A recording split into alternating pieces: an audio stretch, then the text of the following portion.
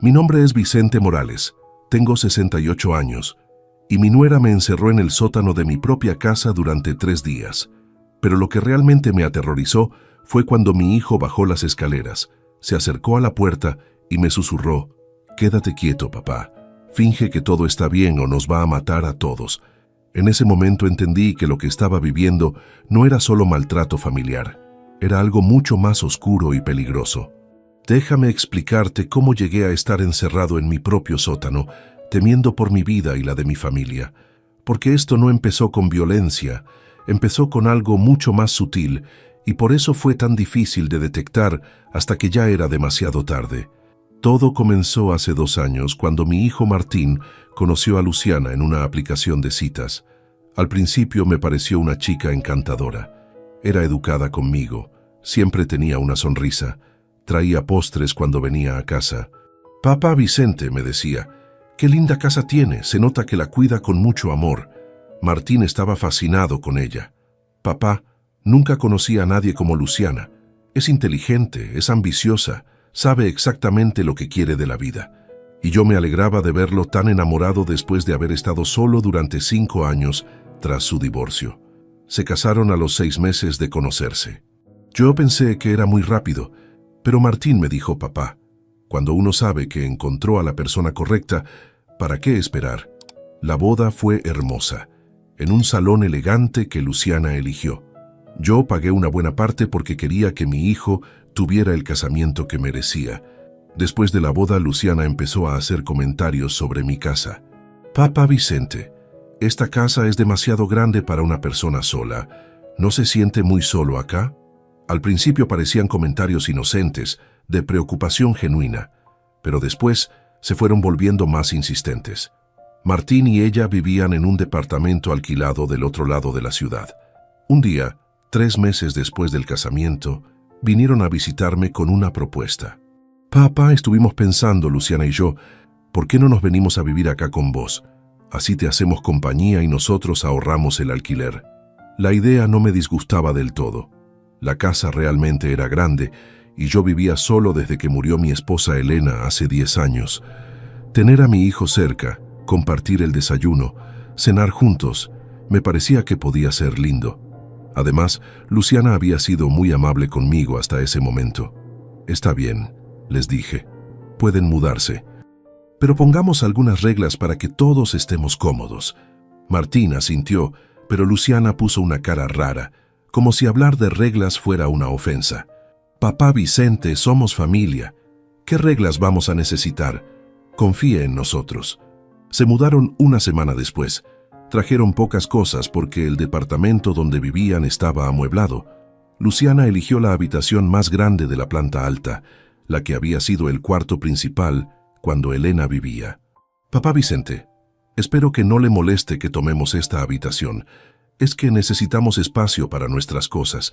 Me molestó un poco porque ese cuarto tenía muchos recuerdos con Elena, pero pensé que era egoísta de mi parte negarles la habitación más cómoda. Es solo un cuarto», me dije a mí mismo.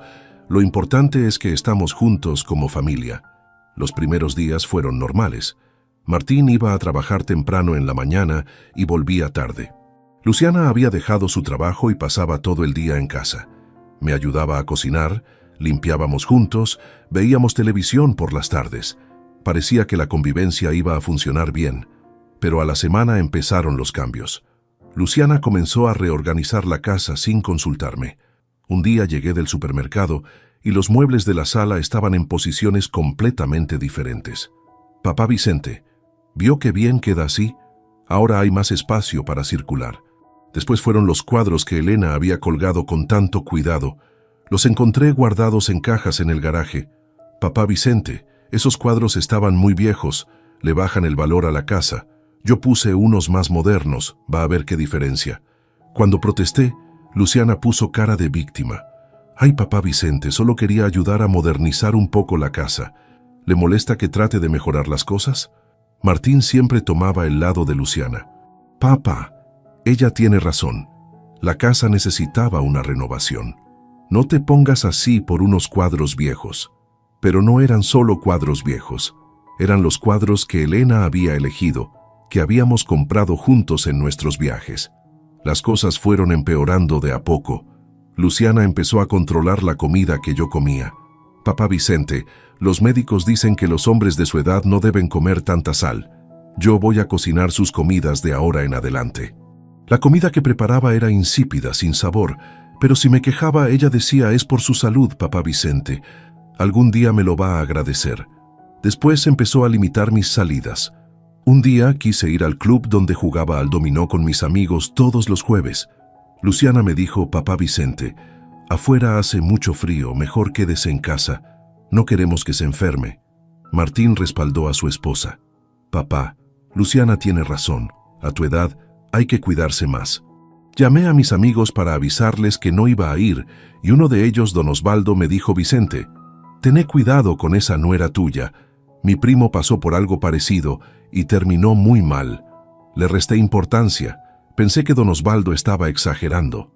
Las semanas pasaron y el control se intensificó. Luciana empezó a revisar mi correspondencia. Decía que era para ayudarme a organizar las cuentas, pero yo notaba que abría cartas que eran personales. Cuando le reclamé, me dijo, papá Vicente, usted está muy mayor para estar ocupándose de papeles complicados. Déjeme a mí que entiendo mejor estas cosas. Un día descubrí que había sacado plata de mi cuenta bancaria. Le pregunté a Martín qué estaba pasando y él me dijo, papá, Luciana necesitaba comprar algunas cosas para la casa. Vos igual no usás esa plata. Pero era mi plata, mis ahorros de toda una vida de trabajo. Traté de hablar con Martín a solas, pero Luciana siempre aparecía. Parecía tener un radar para saber cuándo su marido y yo estábamos conversando sin ella. Papá Vicente, ¿de qué hablan? ¿Por qué me excluyen de las conversaciones familiares? Y Martín le daba la razón. Papá, si es algo de familia, Luciana tiene derecho a estar presente. Ella es mi esposa. Intenté llamar a mi hija Daniela, que vive en el extranjero, pero descubrí que Luciana había cambiado la contraseña del teléfono de línea. Cuando le pregunté por qué, me dijo papá Vicente, es que recibíamos muchas llamadas de vendedores que lo molestaban, así que puse una clave para filtrar. Ahora todas las llamadas pasan por mí. Mi teléfono celular misteriosamente dejó de funcionar. Luciana me dijo que se había caído y se había roto, que ella me iba a comprar uno nuevo, pero pasaban las semanas y nunca aparecía el teléfono nuevo. Papá Vicente, estos aparatos nuevos están carísimos. Hay que esperar una oferta. Me sentía cada vez más aislado. No podía ver a mis amigos, no podía hablar con mi hija, no podía ni siquiera moverme libremente en mi propia casa. Luciana controlaba todo. Mi comida, mi correspondencia, mis salidas, mis llamadas, todo. Una noche escuché a Martín y Luciana discutiendo en su cuarto. La voz de mi hijo sonaba desesperada. Luciana, esto se está yendo de las manos.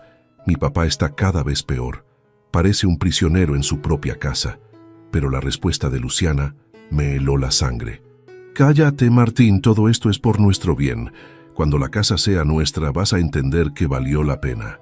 Cuando la casa sea nuestra. Esas palabras me dieron vueltas en la cabeza toda la noche. ¿Qué estaba planeando Luciana? ¿Cómo pensaba quedarse con mi casa? Y lo peor, ¿mi hijo estaba de acuerdo con esto? Al día siguiente, traté de confrontar a Martín. Hijo, tenemos que hablar seriamente sobre lo que está pasando en esta casa.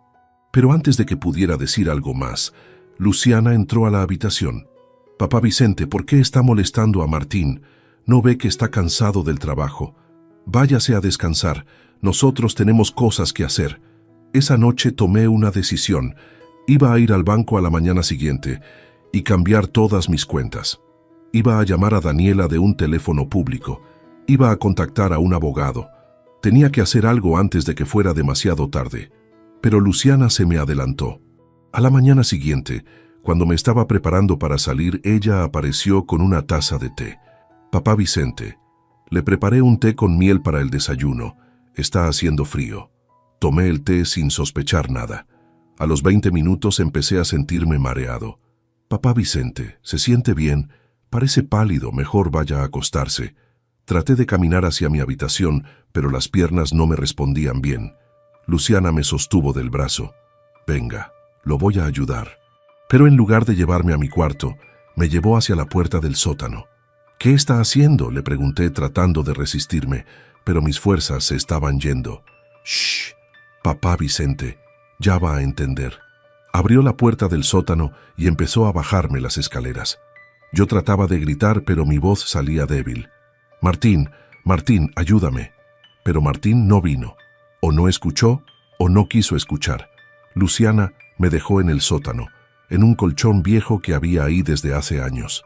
«Papá Vicente, se va a quedar acá unos días hasta que se calme. Después vamos a hablar de cómo van a ser las cosas de ahora en adelante». Cerró la puerta con llave y yo quedé ahí tirado, todavía mareado por lo que sea que me había dado en el té.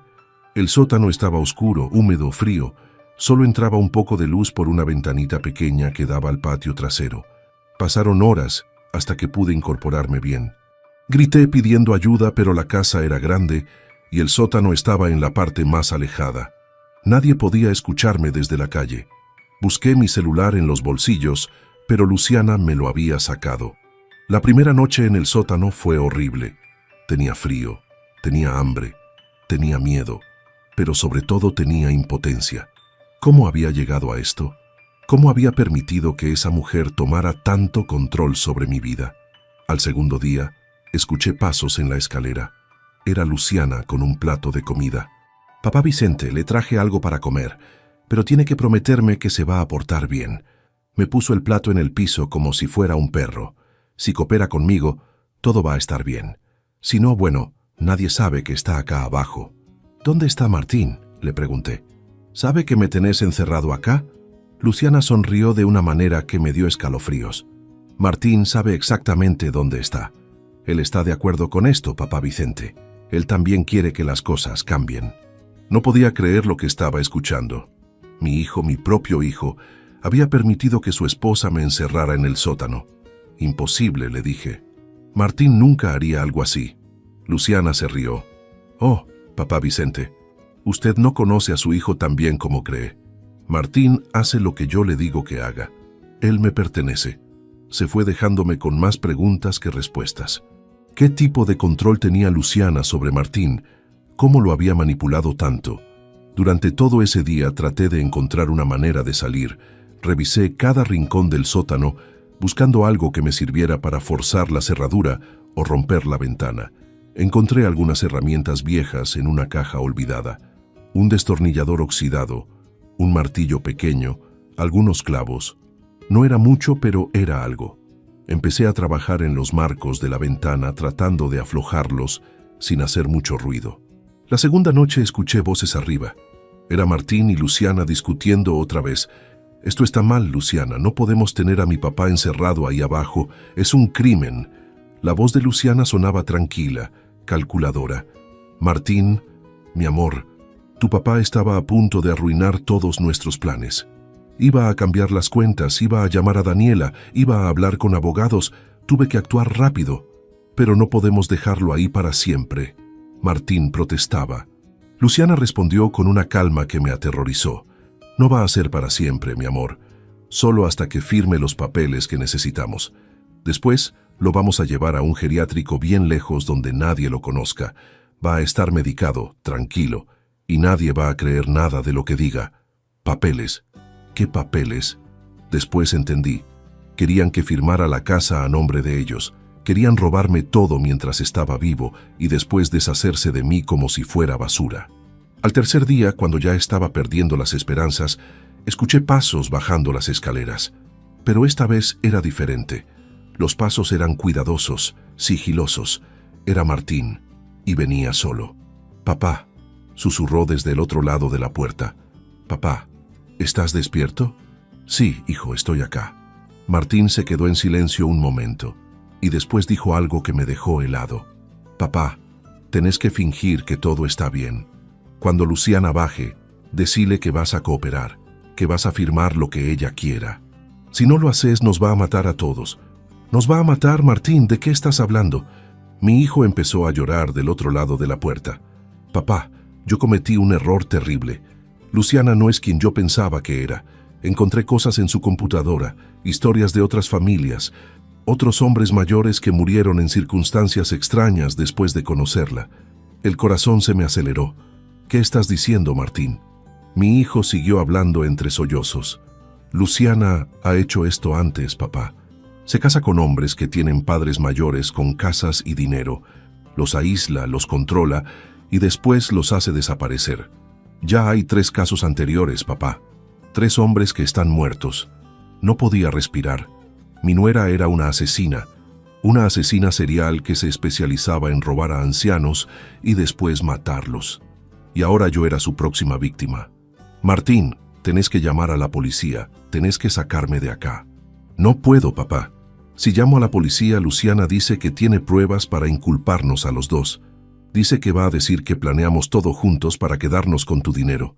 Tiene fotos, tiene documentos falsificados, tiene todo preparado. Si intento denunciarla, terminamos los 2 en la cárcel y ella queda libre. ¿Y entonces qué vamos a hacer? Martín se quedó en silencio y después dijo: tengo un plan, papá, pero necesito tiempo. Vos seguí el juego, fingí que vas a cooperar. Yo, mientras tanto, voy a contactar a alguien que nos puede ayudar, alguien que sabe cómo manejar estas situaciones. Solo necesito que me des 2 días más. 2 días más, encerrado en ese sótano, con una asesina arriba planeando mi muerte. Pero si Martín tenía un plan, tenía que confiar en él. Está bien, hijo, voy a hacer lo que decís, pero por favor, date prisa. Martín se fue y yo me quedé ahí pensando en todo lo que había escuchado. Luciana era una depredadora que cazaba familias vulnerables. Yo había sido el blanco perfecto, viudo, con una casa grande, con dinero ahorrado, con un hijo desesperado por encontrar amor después de un divorcio. Había sido tan fácil para ella. Había estudiado a Martín, había aprendido exactamente qué decir, cómo comportarse, qué botones apretar para que se enamorara. Y después, una vez dentro de la familia, había empezado el proceso de aislarme, controlarme, prepararme para el final. Unas horas después, bajó Luciana. Esta vez traía papeles y una lapicera. Bueno, papá Vicente, llegó la hora de que firmemos algunos documentos. Son simples transferencias de propiedad. Usted nos pasa la casa a nosotros y nosotros nos encargamos de cuidarlo el resto de su vida. Recordé las palabras de Martín. Tenía que fingir que iba a cooperar. Está bien, Luciana, voy a firmar, pero primero necesito entender qué estoy firmando. Luciana puso cara de satisfacción. Sabía que iba a entrar en razón, papá Vicente. Es un hombre inteligente. Se sentó al lado mío y empezó a explicarme los papeles. Mientras hablaba, yo la miraba tratando de ver a la asesina detrás de la máscara de nuera preocupada. ¿Cómo podía parecer tan normal, tan educada, cuando había matado a 3 personas? Firmé los papeles donde ella me indicaba. Mi mano temblaba, no de miedo, sino de rabia. Esta mujer había entrado a mi familia, había manipulado a mi hijo, me había encerrado como un animal y ahora me estaba robando todo. Pero tenía que esperar, tenía que confiar en el plan de Martín. Muy bien, papá Vicente, me dijo Luciana guardando los papeles. Ahora que cooperó, las cosas van a mejorar para usted. Mañana lo vamos a sacar de acá y lo vamos a llevar a un lugar donde va a estar muy bien cuidado. Mentirosa. Sabía perfectamente que ese lugar era probablemente algún sitio aislado donde pensaba matarme y hacer que pareciera un accidente. Esa noche casi no dormí. Cada ruido me sobresaltaba. ¿Y si Luciana decidía matarme esa misma noche? ¿Y si el plan de Martín fallaba? ¿Y si mi hijo también terminaba muerto por tratar de ayudarme? A la mañana siguiente, 4º día de encierro, escuché muchos ruidos arriba. Voces, pasos, puertas que se abrían y cerraban. Algo estaba pasando. Después escuché un grito. Era la voz de Luciana, pero no sonaba controlada y tranquila como siempre. Sonaba desesperada. La puerta del sótano se abrió de golpe. Era Martín con un policía. «Papá, ya está, se terminó». Subí las escaleras tan rápido como pude con mis piernas entumecidas por días de estar en ese sótano húmedo. Arriba había 3 policías más y una mujer con un portafolios. Luciana estaba esposada, gritando que todo era mentira, que yo estaba loco, que me había encerrado a mí mismo. Pero los policías no le creían. La mujer del portafolios se acercó a mí. «Señor Morales, soy la detective Ramírez. Su hijo nos contactó hace 2 días con información muy importante sobre su situación». Martín se me acercó con lágrimas en los ojos. «Papá, Perdóname, tardé demasiado en darme cuenta de quién era realmente Luciana. La detective Ramírez continuó hablando. Hemos estado investigando a esta mujer durante meses. Ella es Luciana Soria, aunque ese no es su nombre real. Ha usado al menos 5 identidades diferentes en los últimos 10 años. Luciana ha estado operando un esquema muy elaborado, explicó la detective. Se acerca a hombres de mediana edad que tienen padres mayores con patrimonio. Se casa rápidamente, se muda a la casa de la familia, aísla al padre y finalmente lo hace firmar documentos de transferencia antes de matarlo y hacer que parezca un accidente o muerte natural. Hemos confirmado al menos 3 casos anteriores donde los padres murieron en circunstancias sospechosas poco después de transferir sus propiedades. En 2 casos hubo incendios en la casa. En otro, el señor cayó por las escaleras. Todos parecían accidentes, pero ahora sabemos que fueron asesinatos.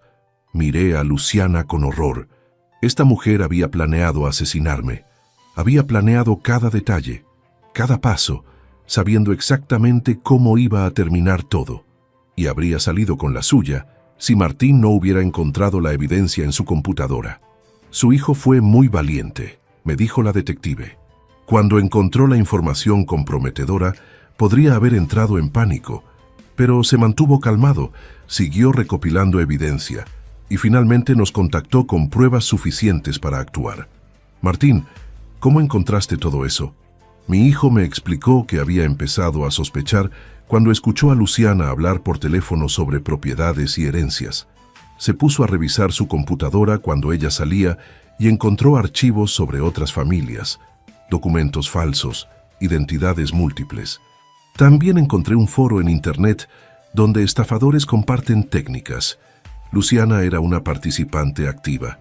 Tenía un método completo, paso por paso, de cómo acercarse a las víctimas, cómo ganarse su confianza, cómo aislarlas y finalmente cómo eliminarlas sin levantar sospechas. Me sentí mareado. Había estado tan cerca de convertirme en otra estadística, otro anciano muerto en circunstancias sospechosas que nadie investigaría demasiado. Papá, cuando te encerró en el sótano supe que tenía que actuar inmediato. Ya había contactado a la policía y estaban preparando la operación. Solo necesitaba que siguieras vivo hasta que pudieran actuar. La detective Ramírez me preguntó si necesitaba atención médica. Estaba deshidratado. Tenía algunas contusiones por haber estado en el sótano, pero lo peor era el trauma psicológico. Había pasado 4 días pensando que iba a morir, que mi propia nuera iba a asesinarme. Luciana fue llevada detenida. Mientras la sacaban de la casa, me miró con un odio puro. «Esto no termina acá, viejo estúpido», gritó. «Tengo contactos, voy a salir y cuando salga voy a terminar lo que empecé». Los policías la callaron y la metieron en el patrullero. Durante las semanas siguientes, la investigación reveló todavía más información escalofriante. Luciana Soria, cuyo nombre real era Mónica Lizardo, había estado operando este esquema durante casi 15 años. Había al menos 7 víctimas confirmadas, no solo 3 como pensaban inicialmente. Su modo operandi era siempre el mismo. Buscaba en Internet hombres divorciados o viudos de 40 a 50 años que mencionaran tener padres mayores. Los contactaba por redes sociales o aplicaciones de citas. Era encantadora, atenta, perfecta. Los hombres caían rápidamente. Después del casamiento, se mudaba rápidamente a la casa del padre. Comenzaba un proceso gradual de aislamiento. Cortaba contactos con amigos, controlaba las comunicaciones, administraba el dinero. Todo bajo el pretexto de cuidar al anciano. Una vez que tenía control total, hacía firmar documentos de transferencia. Los documentos eran legales pero obtenidos bajo coacción o con la persona drogada. Finalmente, cuando ya tenía todo asegurado legalmente, ejecutaba el asesinato haciéndolo parecer accidental. En mi caso, según confesó después, había planeado provocar una fuga de gas en el sótano. Yo habría muerto por intoxicación y ella habría dicho que fui al sótano a revisar la caldera y que hubo un accidente. Simple, efectivo, difícil de probar que fue intencional. El fiscal me explicó que los documentos que me había hecho firmar no tendrían validez legal porque fueron obtenidos bajo coacción. Mi casa seguía siendo mía, pero el daño emocional ya estaba hecho. Cada vez que entraba al sótano sentía pánico. Cada vez que veía la taza donde me había dado el té drogado, me temblaban las manos. Martín se mudó inmediatamente de la casa. Estaba devastado por haber traído a esa mujer a nuestras vidas. Papá, debí darme cuenta antes. Había señales, pero yo estaba tan cegado por lo que creía que era amor. No es tu culpa, hijo. Ella era una profesional. Sabía exactamente cómo manipular a las personas. Mi hijo empezó terapia para procesar todo lo que había vivido. Él también había sido víctima. Luciana lo había manipulado, lo había usado, lo había convertido en cómplice involuntario de sus crímenes. El peso de la culpa lo estaba destruyendo. Yo también comencé terapia. Las pesadillas eran constantes. Soñaba que estaba encerrado en el sótano y que nadie venía a rescatarme. Soñaba que Luciana se escapaba de la cárcel y volvía a terminar lo que había empezado. El psicólogo me dijo que era estrés postraumático, que iba a tomar tiempo sanar. Contacté a Daniela y le conté todo lo que había pasado. Mi hija tomó el primer avión y vino a estar conmigo. Papá, nunca debí irme tan lejos. Si hubiera estado acá, esto no habría pasado. No, hija, vos tenías tu vida que hacer. Nadie podía predecir esto. Daniela se quedó conmigo 3 meses. En ese tiempo reorganizamos toda la casa, sacamos todo lo que Luciana había traído o cambiado. Volvimos a colgar los cuadros de Elena. Pusimos las cosas como estaban antes de que esa mujer entrara en nuestras vidas. El juicio fue largo y doloroso. Tuve que testificar sobre lo que había vivido. Ver a Luciana en la sala del tribunal me producía ataques de ansiedad. Pero tenía que hacerlo. Tenía que asegurarme de que no le hiciera esto a nadie más. La fiscalía presentó evidencia de 7 casos donde Luciana había usado el mismo método. 7 familias destruidas, 7 ancianos asesinados, 7 hijos manipulados para ser cómplices involuntarios. El patrón era idéntico en todos los casos. También presentaron evidencia de su participación en foros de Internet donde compartía técnicas con otros estafadores. Había un manual completo que ella misma había escrito sobre cómo identificar víctimas potenciales, cómo ganarse su confianza y cómo ejecutar el plan sin levantar sospechas. Los abogados defensores trataron de argumentar que Luciana tenía problemas mentales, que no era responsable de sus actos, pero los psiquiatras forenses fueron claros. Ella sabía perfectamente lo que hacía. Era una psicópata calculadora que veía a sus víctimas como simples fuentes de dinero. El jurado la encontró culpable de 7 cargos de asesinato en primer grado, múltiples cargos de fraude, secuestro y otros delitos. Fue sentenciada a 7 cadenas perpetuas sin posibilidad de libertad condicional. Cuando escuchó la sentencia, Luciana no mostró ninguna emoción. Era como si no le importara. Después del juicio, varios medios quisieron entrevistarme. Querían saber cómo había sido vivir con una asesina serial, cómo me había sentido encerrado en el sótano, cómo había sido descubrir que mi nuera planeaba matarme. Rechacé todas las entrevistas. No quería revivir esa pesadilla una y otra vez frente a cámaras. Pero sí acepté hablar en grupos de apoyo para víctimas de abuso familiar. Había descubierto que mi historia no era única. Había muchas personas mayores que sufrían abuso de sus familiares, que vivían con miedo en sus propias casas, que no sabían cómo pedir ayuda. En uno de esos grupos conocí a don Ramiro, un hombre de 75 años cuya nuera también lo había aislado y maltratado, aunque sin llegar a los extremos de Luciana. Me dijo algo que me quedó grabado. Vicente, el abuso no siempre empieza con violencia física. Empieza con cosas pequeñas, con control disfrazado de cuidado, con aislamiento disfrazado de protección. Y tenía razón. Yo había ignorado todas las señales de alarma porque venían envueltas en preocupación falsa. Cuando Luciana me decía que no saliera porque hacía frío, cuando controlaba mi comida diciendo que era por mi salud, cuando revisaba mi correspondencia para ayudarme, todo era abuso disfrazado de cuidado. Empecé a dar charlas en centros comunitarios sobre cómo detectar abuso en personas mayores. Hablaba de las señales de advertencia, aislamiento progresivo, control de las finanzas, restricción de movimientos, manipulación emocional. Quería que otros ancianos supieran que tenían derecho a decir que no, que tenían derecho a mantener su independencia. Martín lentamente fue sanando. La terapia lo ayudó a entender que él también había sido víctima. Luciana lo había elegido específicamente porque era vulnerable después de su divorcio, porque estaba buscando desesperadamente amor y familia. Ella había estudiado sus debilidades y las había explotado sin piedad. Mi hijo volvió a visitarme regularmente, pero ahora nuestra relación era diferente. Había una honestidad nueva entre nosotros. «Papá», me dijo un día, «durante todo ese tiempo yo sabía que algo estaba mal, pero tenía miedo de admitirlo. Tenía miedo de que si perdía a Luciana, iba a quedarme solo otra vez». Le dije que el miedo a la soledad nos hace aceptar situaciones que nunca deberíamos aceptar, que es mejor estar solo que estar con alguien que nos hace daño o que hace daño a las personas que amamos, que el amor verdadero nunca pide que traicionemos a nuestra familia. Daniela decidió volver a vivir al país, consiguió un trabajo en la ciudad y se mudó cerca de mí. «Papá, te dejé solo una vez y casi te cuesta la vida. No voy a volver a cometer ese error». Le dije que no era su culpa, que ella tenía derecho a hacer su vida donde quisiera, pero secretamente me alegraba tenerla cerca. Reorganicé mi vida completamente. Ahora tenía rutinas muy claras sobre mi dinero, mis propiedades, mis decisiones. Contraté a un abogado de confianza que revisaba todos mis documentos importantes. Abrí una cuenta bancaria que solo yo podía manejar. Hice un testamento muy específico donde detallaba exactamente qué pasaría con mis bienes. También tomé medidas de seguridad en la casa. Cambié todas las cerraduras, instalé cámaras de seguridad, puse una cerradura especial en la puerta del sótano que solo se podía abrir desde adentro. Nunca más iba a permitir que alguien me encerrara ahí.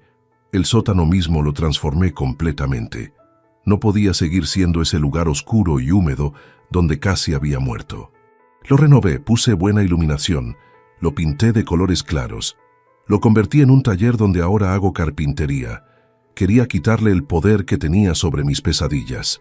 Un año después del juicio, las pesadillas finalmente empezaron a disminuir. Ya no soñaba todas las noches que estaba encerrado. Ya no me despertaba sudando pensando que Luciana estaba en la casa. El terror fue dando paso a algo diferente, a una determinación de no dejar que esa experiencia me definiera. Volví a conectar con mis amigos del club de dominó. Don Osvaldo me recibió con un abrazo. «Vicente, pensé que te habíamos perdido». Le conté todo lo que había pasado y él movió la cabeza con tristeza. «Te lo advertí, amigo, pero nunca pensé que iba a ser tan grave. Jugamos al dominó como antes, pero yo era diferente ahora, más cauteloso, más observador, menos dispuesto a confiar ciegamente. Algunos me decían que me había vuelto desconfiado, pero yo lo veía como haber aprendido a protegerme. Martín eventualmente conoció a otra mujer, pero esta vez fue muy diferente. Me la presentó después de 6 meses de relación, no después de 2 semanas. Era una mujer tranquila, trabajadora, que tenía su propia vida y sus propios recursos. No mostraba ningún interés en mi casa o mi dinero. Solo quería conocer a la familia de su novio. «Papá, sé que vas a ser muy cauteloso con cualquier persona que yo traiga a casa. Y está bien, yo también voy a ser cauteloso. Nunca más voy a dejar que el deseo de compañía me nuble el juicio». Le dije que me parecía bien, que la cautela no era desconfianza, era inteligencia. 2 años después del incidente, recibí una carta desde la prisión. Era de Luciana. Al principio pensé en tirarla sin leer, pero la curiosidad pudo más. La carta era escalofriante. No había arrepentimiento, no había disculpas, solo había justificaciones. Decía que ella había tenido una infancia difícil, que había aprendido desde chica que la única manera de sobrevivir era tomar lo que otros tenían. Decía que los ancianos como yo éramos blancos fáciles porque teníamos cosas que ya no podíamos disfrutar plenamente. Decía que en el fondo le había hecho un favor a la sociedad redistribuyendo recursos, la lógica retorcida de un psicópata. Le escribí una sola respuesta. Le dije que las personas no somos recursos para redistribuir. Somos seres humanos con dignidad y derechos. Le dije que su infancia difícil no justificaba asesinar a 7 personas inocentes.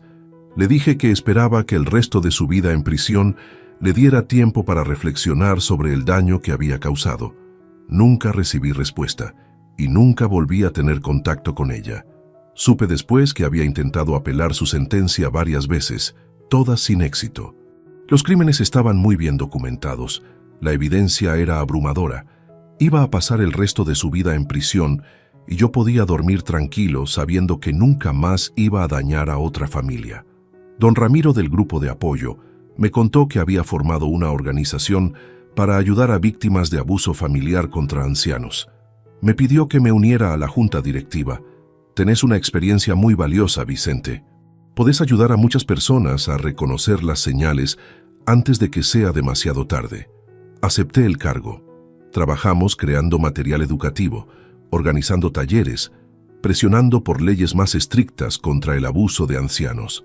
Había descubierto un propósito nuevo en mi vida, convertir mi tragedia en algo que pudiera ayudar a otros. Una de nuestras campañas más exitosas fue crear una línea telefónica de ayuda donde ancianos podían llamar de manera anónima si sospechaban que estaban siendo abusados. Recibíamos cientos de llamadas al mes. Muchas eran situaciones de abuso emocional o financiero que no llegaban al nivel de violencia física, pero que igual eran devastadoras para las víctimas. Martín se casó con Andrea, la mujer que había conocido. Fue una ceremonia pequeña, íntima, muy diferente a la boda ostentosa que había tenido con Luciana. Esta vez no hubo prisa, no hubo señales de alarma, solo dos personas que se conocían bien y que decidían comprometerse. Andrea resultó ser exactamente lo que parecía. Una buena persona sin segundas intenciones. Respetaba mi espacio, nunca intentaba controlar mi vida, trataba a Martín con amor genuino. Ver a mi hijo feliz de verdad, con alguien que lo valoraba por quien era y no por lo que tenía, me llenaba de paz. Cuando cumplí 70 años, Daniela y Martín me organizaron una fiesta sorpresa. Invitaron a todos mis amigos del club, a la gente de la organización, a algunos vecinos. Fue hermoso ver mi casa llena de gente que realmente me apreciaba, que estaba ahí porque querían estar, no porque buscaban algo de mí. Durante la fiesta, Martín dio un discurso que me hizo llorar. Dijo: papá, hace 3 años casi te pierdo por mi ceguera y mi debilidad. Hoy celebro no solo tus 70 años, sino también tu fortaleza, tu capacidad de sobrevivir, tu determinación de convertir algo horrible en algo que ayuda a otros. Sos mi héroe. Daniela, añadió papá, nos enseñaste que nunca es tarde para defenderse, para poner límites, para exigir respeto. Nos mostraste que la edad no te quita el derecho a la dignidad. Gracias por ser tan valiente. Esa noche, cuando todos se fueron y me quedé solo en la casa, bajé al sótano que ahora era mi taller. Miré las herramientas organizadas, las maderas apiladas, los proyectos a medio terminar. Este lugar que había sido mi prisión ahora era mi santuario de creatividad. Me senté en mi banco de trabajo y pensé en todo el camino recorrido. Había pasado de ser una víctima aterrorizada, encerrada en un sótano oscuro, a ser un sobreviviente que ayudaba a otros. Había transformado el miedo en fortaleza, el trauma en propósito. ¿Fue fácil? No. Todavía había días donde el recuerdo me golpeaba de repente, donde veía a una mujer parecida a Luciana en la calle y el corazón se me aceleraba, donde bajaba al sótano y por un segundo sentía ese terror otra vez. Pero cada día era un poco más fácil. El psicólogo me había dicho que el trauma cambia a las personas para siempre, pero que podemos elegir cómo nos cambia. Podemos dejar que nos destruya, o podemos dejar que nos fortalezca. Yo había elegido lo segundo. Ahora, 3 años después de esa pesadilla, puedo decir que soy una persona diferente. Más cautelosa, sí, más desconfiada tal vez, pero también más consciente, más empoderada, más decidida a proteger no solo a mí mismo, sino a otros que puedan estar pasando por situaciones similares. La organización que cofundamos ha ayudado a identificar más de 200 casos de abuso contra ancianos. Hemos trabajado con la policía para entrenarlos en reconocer señales de alarma. Hemos presionado por leyes que hacen más difícil que los abusadores se salgan con la suya. Cada vez que ayudamos a alguien a escapar de una situación de abuso, pienso en los 7 hombres que Luciana asesinó. hombres que no tuvieron la suerte que yo tuve, que no tuvieron un hijo que descubriera la verdad a tiempo. Trabajo en su memoria para que sus muertes no hayan sido en vano. Don Ramiro me dijo hace poco, Vicente, vos convertiste tu peor pesadilla en tu mayor contribución a la sociedad. Sos un ejemplo de resiliencia, pero yo no me siento como un héroe. Me siento como alguien que tuvo mucha suerte de sobrevivir y que ahora tiene la responsabilidad de usar esa experiencia para ayudar.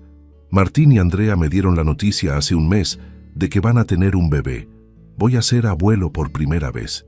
Cuando me lo dijeron, sentí una mezcla de alegría y miedo. Alegría por esta nueva vida que viene. Miedo de que mi pasado de alguna manera pueda afectar al bebé. Pero Martín me tranquilizó. Papá, este bebé va a crecer sabiendo la historia de su abuelo valiente que sobrevivió y que ayuda a otros.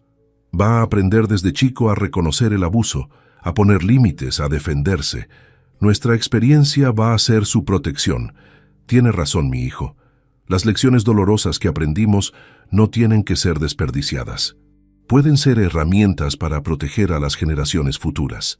Pueden ser escudos contra los depredadores que buscan víctimas vulnerables. Y a vos que me escuchaste hasta acá, que acompañaste mi historia desde ese sótano oscuro hasta este lugar de sanación, quiero preguntarte algo. ¿Conoces a algún anciano que esté siendo aislado de su familia? ¿Que de repente no contesta el teléfono o no sale de su casa? ¿Que tiene a alguien controlando todos los aspectos de su vida? Si la respuesta es sí, por favor, no ignores las señales. Ese anciano puede estar viviendo una pesadilla en silencio. Puede estar siendo abusado, manipulado o peor, una llamada a las autoridades, una visita inesperada, una pregunta directa, puede salvar una vida. Yo tuve la suerte de que mi hijo descubriera la verdad a tiempo. Otros no tienen esa suerte. Otros mueren en silencio mientras sus abusadores se quedan con todo. No permitas que eso pase. Sé la voz de quien no puede hablar. Sé los ojos de quien está cegado por el miedo. También quiero que sepas que si vos mismo estás pasando por una situación de abuso, no importa tu edad, tenés derecho a pedir ayuda. No es tu culpa. No estás exagerando. No sos una carga. Mereces respeto, mereces dignidad, mereces vivir sin miedo. Hay organizaciones que pueden ayudarte. Hay leyes que te protegen. Hay personas como yo que dedican su tiempo a asegurar que los ancianos no sean víctimas silenciosas. No tenés que sufrir solo. No tenés que aceptar el maltrato porque viene de familia. Cuéntame si esta historia te llegó al corazón. Cuéntame si conoces a alguien que pueda estar pasando por algo similar. Y por favor dime desde qué país me estás escuchando para saber que este mensaje está llegando a donde tiene que llegar. Al final, lo que aprendí de esta experiencia horrible es que la maldad existe, pero la resiliencia también. Que hay personas capaces de cosas terribles, pero también hay personas capaces de cosas maravillosas, que podemos caer muy bajo, pero también podemos levantarnos muy alto. Mi sótano ya no es un lugar de terror, es un lugar de creación, de sanación, de transformación. Cada vez que bajo esas escaleras, no bajo como una víctima, bajo como un sobreviviente. Y esa diferencia lo es todo. La detective Ramírez me llamó meses después del juicio con información nueva. Luciana había operado este esquema por años, con al menos 7 víctimas confirmadas. Todas familias destruidas por su codicia y manipulación. Mi caso fue el único donde lograron detenerla a tiempo. Me reuní con algunas de las familias de las otras víctimas. Fueron encuentros devastadores. Ver el dolor en los ojos de esos hijos que recién descubrían la verdad sobre la muerte de sus padres fue desgarrador. Formamos un grupo de apoyo donde Martín encontró consuelo al saber que no estaba solo en su culpa y dolor. Don Esteban del grupo de jardinería me dijo un día: Vicente, vos sobreviviste algo que pocos sobreviven. No solo físicamente, sino emocionalmente. Muchos quedan destruidos para siempre por experiencias así. Pero vos te levantaste, ayudaste a otros, convertiste tu dolor en propósito. Eso no es suerte, es fortaleza de carácter. Pero yo no siempre me sentía fuerte. Había noches donde me despertaba gritando, reviviendo esos días en el sótano. Había momentos donde veía a Martín y me preguntaba si nuestra relación algún día volvería a ser como antes. Había días donde el peso de todo lo que había pasado me aplastaba y no quería levantarme de la cama. El psicólogo me explicó que el trauma complejo necesita tiempo para sanar. No es algo que se resuelve en meses o incluso años. Es un proceso largo donde hay avances y retrocesos. Me enseñó técnicas para manejar los flashbacks, para controlar la ansiedad, para no dejar que el miedo controlara mi vida. Una de las cosas que más me ayudó fue escribir. Empecé a llevar un diario donde documentaba todo lo que había vivido, todo lo que sentía, todos los pensamientos que me atormentaban. Escribir le daba forma al caos de mis emociones. Le daba sentido a algo que parecía no tener sentido. También empecé a hacer ejercicio. Nada muy intenso a mi edad, pero caminatas largas todos los días. Caminar me ayudaba a pensar, a procesar, a sentir que todavía tenía control sobre mi cuerpo después de haber estado tan impotente en ese sótano. Cada kilómetro que caminaba era una victoria sobre el miedo. Daniela me acompañaba en muchas de esas caminatas. Hablábamos de todo, de mamá, de la infancia, de los planes para el futuro. Mi hija se había convertido en mi mejor amiga, en mi confidente, en mi apoyo incondicional. Papá, me decía, estoy tan orgullosa de cómo manejaste todo esto. Yo no sé si habría sido tan fuerte. Le respondía que la fortaleza no es algo que uno tiene o no tiene. Es algo que se construye, elección por elección, día por día. Cada vez que elegís levantarte a pesar del dolor, cada vez que elegís ayudar a otros a pesar de tu propio sufrimiento, cada vez que elegís no dejar que el trauma te defina, estás siendo fuerte. La organización que cofundamos creció más de lo que esperábamos. Teníamos voluntarios en 10 provincias.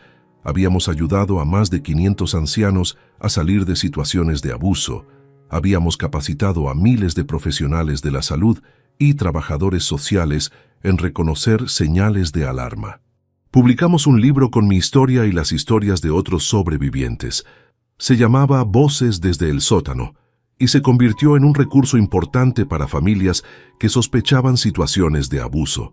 Muchas personas me escribían diciendo que el libro les había abierto los ojos, que les había dado el valor para actuar. Dimos entrevistas en medios nacionales. Al principio me costaba mucho hablar en público sobre algo tan personal y doloroso, pero después entendí que cada vez que contaba mi historia, potencialmente salvaba a otra persona de vivir lo mismo. Eso valía la incomodidad, valía revivir el dolor. En una de esas entrevistas, el periodista me preguntó si alguna vez perdonaría a Luciana. La pregunta me tomó por sorpresa. Había pensado mucho en venganza, en justicia, en sanación, pero nunca en perdón. Le dije que el perdón no era algo que yo pudiera dar o negar. Luciana tendría que vivir con lo que hizo el resto de su vida. Mi trabajo era vivir con lo que sobreviví, no absolverla de sus crímenes. Martín y Andrea tuvieron a su bebé, una niña hermosa que llamaron Elena, como mi difunta esposa. Cuando la tuve en brazos por primera vez, sentí una mezcla de emociones tan fuerte que no pude contener las lágrimas. Esta niña representaba el futuro, la esperanza, la continuidad de la familia a pesar de todo lo que habíamos pasado. Elena, le susurré a la bebé, tu abuelo tiene muchas historias para contarte cuando seas grande, historias tristes y historias felices, pero sobre todo, historias de supervivencia y de no darse nunca por vencido. Martín me puso la mano en el hombro. Papá, esta niña va a crecer sabiendo lo valiente que es su abuelo. Empezamos una tradición familiar nueva. Todos los domingos nos reuníamos en mi casa para almorzar. Daniela, Martín, Andrea y la pequeña Elena. Era nuestra manera de reconstruir lo que Luciana había tratado de destruir. Era nuestra forma de decir que la familia sobrevive, que el amor es más fuerte que el mal. Durante esos almuerzos hablábamos de todo, de lo bueno y lo malo, de los miedos y las esperanzas, de los errores del pasado y los planes del futuro. No había secretos, no había temas prohibidos. Habíamos aprendido que los secretos y el silencio son los mejores aliados del abuso. Un domingo, mientras tomábamos café después del almuerzo, Martín me dijo: papá, necesito preguntarte algo. ¿Alguna vez vas a poder perdonarme completamente por lo que pasó? ¿Por haber traído a Luciana a nuestras vidas? ¿Por no haberme dado cuenta antes? Martín, hijo, ya te perdoné hace mucho tiempo. Vos también fuiste una víctima. Ella te eligió específicamente porque eras vulnerable, porque sabía que podía manipularte. No sos responsable de las acciones de una psicópata. Lo único que importa es que cuando te diste cuenta de la verdad, actuaste para salvarme. Eso es lo único que cuenta. Mi hijo lloró. Llevaba 3 años cargando con esa culpa y finalmente pudo empezar a soltarla. Andrea lo abrazó y Daniela le tomó la mano.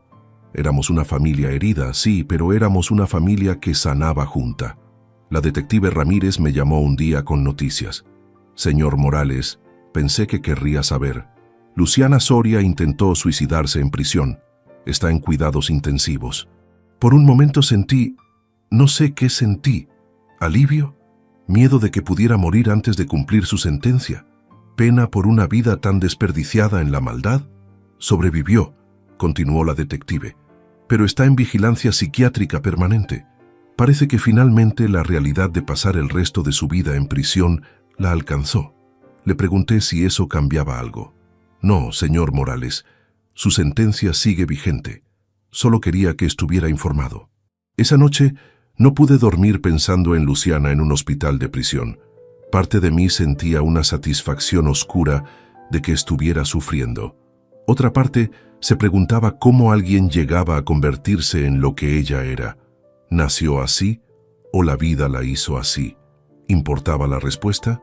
El 4º aniversario de mi rescate del sótano lo pasé de una manera muy especial. La organización organizó un evento grande donde sobrevivientes de abuso compartían sus historias. Yo fui el orador principal. Parado frente a más de 300 personas, conté mi historia una vez más. Pero esta vez fue diferente. Esta vez no solo conté el horror y el miedo, también conté la sanación, la reconstrucción, el propósito encontrado en el dolor. Conté sobre la pequeña Elena que representaba la esperanza. Conté sobre la organización que había nacido de mi tragedia. Conté sobre elegir la vida una y otra vez. Al terminar mi discurso, la ovación fue larga y emotiva. Personas se acercaban a abrazarme, a contarme sus propias historias, a agradecerme por darles voz. Una mujer anciana me dijo con lágrimas en los ojos, gracias por recordarme que todavía tengo valor, que todavía tengo derechos, que todavía puedo luchar. Don Osvaldo del Club de Dominó, que había estado en la audiencia, me dijo después: Vicente, cuando te conocí hace tantos años, eras un hombre bueno pero simple. Ahora sos un hombre extraordinario. El sufrimiento te transformó en alguien más grande de lo que eras. Le dije que ojalá no hubiera tenido que sufrir tanto para crecer, pero que, ya que había sufrido, al menos iba a usar ese sufrimiento para algo bueno. 5 años después del incidente, vendí la casa. No porque tuviera que hacerlo, sino porque elegí hacerlo. Esa casa, a pesar de todas las renovaciones y cambios, todavía cargaba demasiados recuerdos. Algunos buenos de mi vida con Elena, pero otros oscuros de mi tiempo con Luciana. Me compré un departamento más pequeño en un edificio con seguridad, con vecinos cerca, donde nunca tendría que preocuparme de estar solo y vulnerable. Era un nuevo comienzo, una página en blanco donde podía escribir una historia nueva sin las sombras del pasado acechando en cada esquina. Martín y su familia se mudaron a una casa en un barrio familiar. Él también necesitaba distancia de esa casa donde casi había perdido a su padre. Daniela compró un departamento en el mismo edificio que yo, solo 2 pisos más arriba. Mi familia estaba cerca, pero todos teníamos nuestros espacios. La pequeña Elena cumplió 2 años. Ya caminaba, ya hablaba, ya tenía su propia personalidad. Cada vez que la veía me recordaba que la vida continúa, que el futuro existe, que no todo está marcado por el pasado. Ella era mi esperanza caminando en 2 piernas. Un día, Elena señaló una foto en mi departamento. ¿Quién es? Era una foto de Elena, mi esposa, que había puesto en un lugar especial. Es tu bisabuela, le dije. Se llamaba Elena como vos. Era una mujer muy buena y muy fuerte. La niña tocó la foto con sus deditos y sonrió. Me gusta mi nombre. Ese simple momento me llenó de una paz que no había sentido en años. Mi esposa Elena vivía en el nombre de esta niña. Vivía en las memorias que yo guardaba, vivía en las lecciones que había aprendido de ella. La muerte no había ganado, el amor había triunfado. Ahora, a los 73 años, puedo mirar atrás y ver toda la jornada. Desde ese hombre aterrorizado, encerrado en un sótano oscuro, hasta este hombre que da conferencias, que ayuda a otros, que disfruta de sus nietos. Ha sido un camino largo y difícil, pero ha sido mi camino. ¿Me gustaría que nada de esto hubiera pasado? Por supuesto. ¿Desearía haber reconocido las señales de alarma con Luciana antes? Sin duda. Quisiera haber protegido mejor a Martín de ser manipulado cada día, pero no puedo cambiar el pasado. Solo puedo elegir qué hacer con el presente, y elijo seguir luchando. Elijo seguir ayudando. Elijo seguir contando mi historia para que otros no tengan que vivir la suya. Elijo ser la voz que yo necesité escuchar cuando estaba encerrado en ese sótano, pensando que nadie vendría a rescatarme. Entonces, a vos que me escuchaste esta historia completa, que te quedaste conmigo desde el principio hasta el final, te hago estas preguntas finales.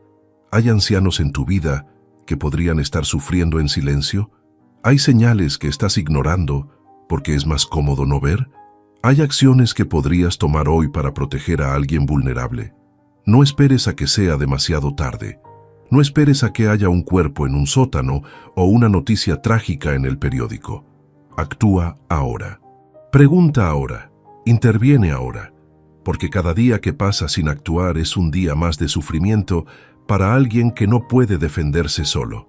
Y si vos mismo estás siendo abusado, si te sentís atrapado, controlado, si tenés miedo en tu propia casa, escúchame bien. No estás solo. Hay personas que pueden ayudarte. Hay organizaciones dedicadas a protegerte. Hay leyes de tu lado. Solo tenés que dar el primer paso y pedir ayuda. Yo sé lo difícil que es ese primer paso.